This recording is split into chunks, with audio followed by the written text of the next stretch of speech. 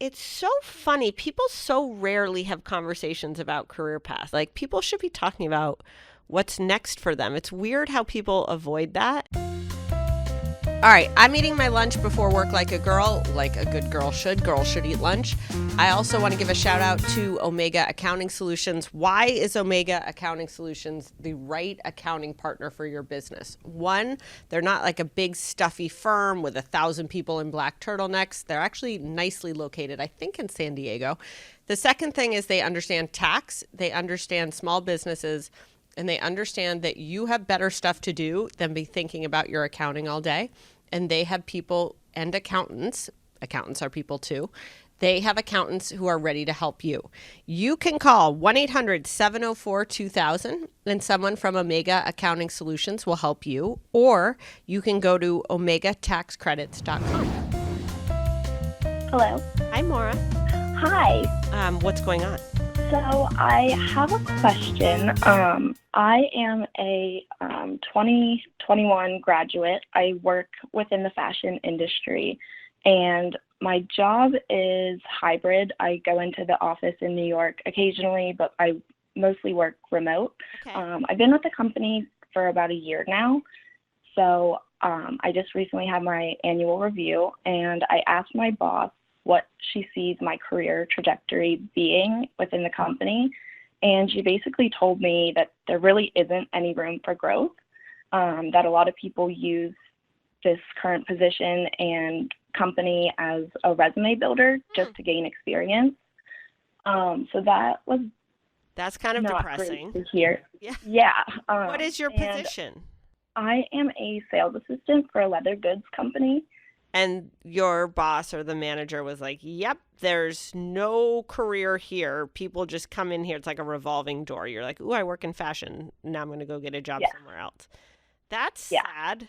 Yeah, it definitely is. And it's also, I'm learning that this isn't really the field that I want to be in exactly. I would rather transition into the sports and media and entertainment industries. So my question is, do you have any advice for someone who wants to change fields, and how can I break into those industries? Okay, so my first piece of advice, one, I hate when people it's so funny. People so rarely have conversations about career paths. Like, we dealt with this last week here where we were like, hey, what's your vision for your career here? Have you ever talked to your manager about that? We had this conversation with someone and they were like, I don't know. And no, we've never talked about that. And I'm like, that's too bad. Like, people should be talking about what's next for them. It's weird how people avoid that. But okay, for you, let's get out of the fashion business. So let's get out of the fashion business. Let's definitely get out of this company. So you want to get your resume together. You want to talk about what you've done in this job, and you want to kind of distill it down to like the most basic, but also like the best sounding things. Like, don't get caught in buzzword bingo, but like you want to be like, I prepare blah, blah, blah, blah, blah, blah. I have sourced XYZ leads. I proactively make phone calls. Like, all the things you do to help sell wallets. You've got to think about, what if you were selling sponsorships to a sporting event, or you're selling tickets to an arena? Think about how the things that you do in the wallet company can apply to sports or can apply to sports media. You know what I mean? So, So I think that's the biggest thing, is write your resume in a way that someone in sports could read it and be like, okay, this person doesn't have direct experience for us in our field, but she has very relevant experience in another industry. I would also go look at associate jobs or sales jobs at those types of companies and look at the words that they use in the job postings, and then put those words on your resume. Like, kind of make a Frankenstein resume that has all the things you're doing, but use the nomenclature that the companies you want to work at use, if that makes sense. Then I think you need to blow your resume out there.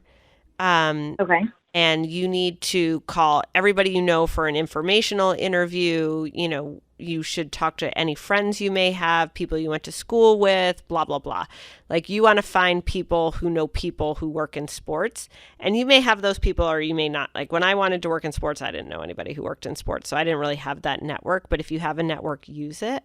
And then I think the biggest thing is, if you like what you do every day, but you want to do more of it and have more responsibility and bigger projects to work on and more opportunity to advance yourself, find other jobs that could enable you to do that. So you may not be able to make the transition from fashion to sports overnight, but you could make the transition out of this company that it clearly doesn't value you and doesn't think that you have anything to offer in the future and doesn't have anything to offer you in the future. You could find another company that at least would give you really great sales skills and get you closer to that goal. Is there any way I could send you my resume to possibly look over? Let's do it. Today's resume day. Send me your resume and I will look at your resume. Okay, perfect. All right. See you later. More this call-in show just makes more work for me. I don't even know why I do it. But you go ahead and send that to me and then I'll look at it and we'll go from there. Okay, perfect. Okay. Thank you so much. You got it. All right. Everybody knows that investing in the stock market is really just like betting on sports. Tradovate makes that possible. You can make all sorts of bets. Will the market go over? Will the market go under? You can climb the leaderboard. They make investing social. So while sports have seasons, markets don't. So the great news is you can play, you can predict, and you can win. Get in the game and invest for yourself. You get your first 3 predictions for free. You can predict, play, and win. And learn more at tradovate.com/barstool. Hi, Caroline. Hello, how are you? I'm good. How are you?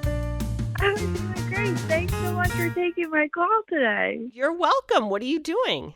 So, I'm working right now, but Great. My question to you is, do you think you need to be taking a compensation deduction when switching industries? So does that mean a pay cut? Yeah.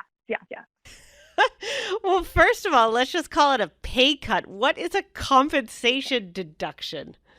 Okay, I was going over with my dad what to ask you, and he said, this sounds better. Is that not the most dad thing ever? It really is, right? A compensation deduction. I was like, God, if this girl's asking me about tax credits, I'm like, I have no advice for you. Okay, so what's your dad's name? Brian. Okay, shout out Brian, compensation deduction. Okay. So is a raise a compensation addition? It might be. All right, we'll have to ask Brian. Okay. So sorry. So you're changing you want to change industries and you're asking if you need a compensation deduction for that. Is that right?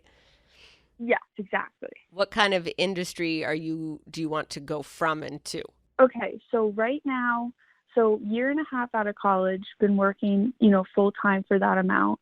I'm in the wine and spirit sales industry. Okay. And I'm looking to pivot to media ad sales.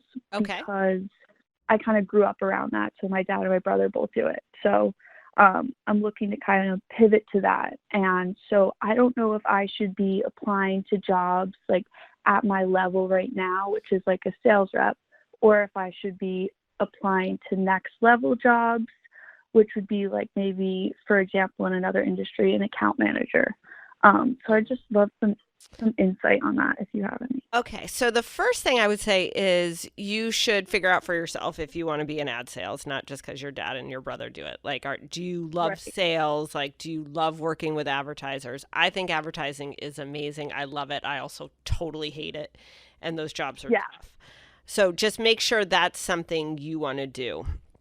I think the second thing is you should think about what is it that you like about sales if you do. An account manager's job versus a salesperson's job are really, really different. Salespeople, the best salespeople, in my opinion, are just animals. They're hungry hippos. They want to go call people. They want to talk to people. They want to go to drinks. They want to go to the Jets game. They all the things I don't like to do. But they want to do those things and they're super hungry to do it. Account managers want things to be right. The account manager wants control. They want things to be right. They want to think. They want to work at their desk. They don't want to talk to as many people, but they do want to make sure that everything is orderly and systematic.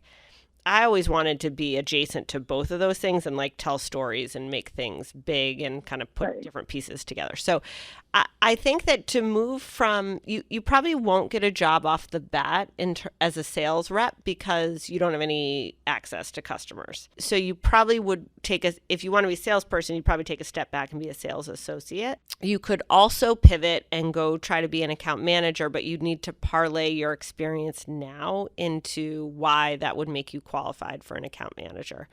And then look, like, I don't know what the spirits business pays in terms of how much they pay their salespeople, but maybe they pay more than ad people.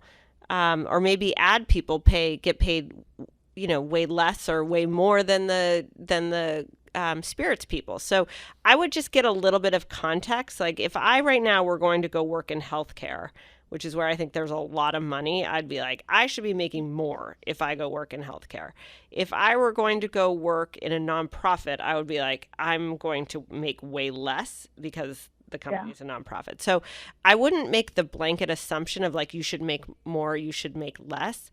I think the biggest thing is, what do you want to do, and find a way to get in somewhere to make that your path.